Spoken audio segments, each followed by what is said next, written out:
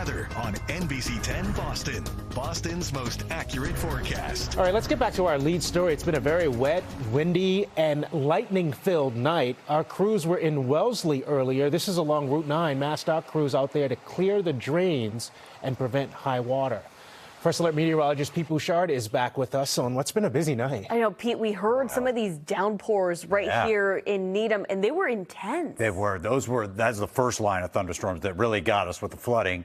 And now we're going into the wind phase, the second line that's coming through, mainly focused on the South Shore, too. A dangerous situation unfolding here. This is the unsettling part of these thunderstorms, how they come up so quickly. There'll be a roar that you'll hear in the middle of the night on the South Shore. Brockton, Taunton, this is you we're talking about, Plymouth to Marshfield. These will contain damaging winds. This is the kind of storms, that you really don't like in the middle of the night. These are the kind of storms, too, that have probably flattened large swaths of forest in Connecticut with winds to 70 to nearly 80 miles per hour in some of these bursts. So it looks like a run-of-the-mill thunderstorm. We have all these warnings up, right? But this is one of those rare instances where the wind velocity is something that we're watching, too. It already shifted east, but those winds were clocked at over 70 miles an hour just a few minutes ago, in fact. So we do know that blue shading there is the leading edge. Now, I'm tracking here the rain. The leading edge of the rain as it comes into Foxborough as the concert's just letting out now.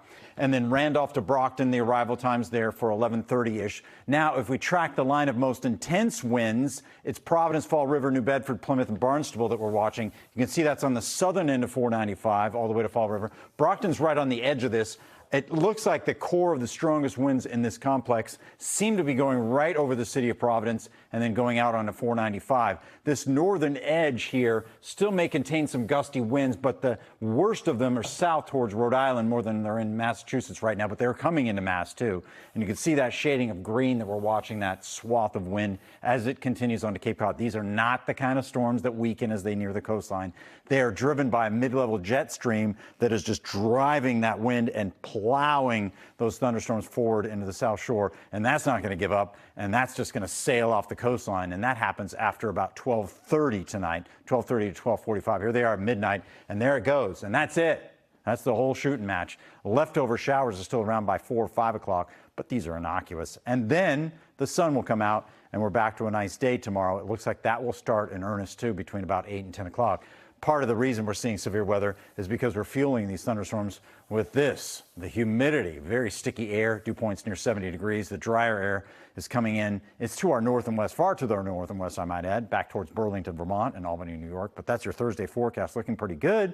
And then Friday, in fact, some dry air comes in. It really settles down. This is a beauty of a day. Humidity climbs as we go into Sunday and then comes back down on Monday. It's a roller coaster with the humidity and with the temperatures, too. 83 tomorrow as the day fares pretty well. And then Friday could be a solid top 10 for the summer months. This is upper 70s to near 80 degrees, a gentle sea breeze at the coastline, deep blue sky, low humidity. Grand. This is good stuff all around. And the forecast this weekend, not so awesome. Afternoon clouds on Saturday, 79 degrees, and then morning showers and then some afternoon storms, some of which could become severe again on Sunday in the afternoon, fueled by that temperature of 85 degrees. The day's not washed out, but it's challenged by the risk for showers. Then the Monday-Tuesday combination looks good, too, with plenty of sunshine. It's like a double Friday with highs in the upper 70s. We're back after the break.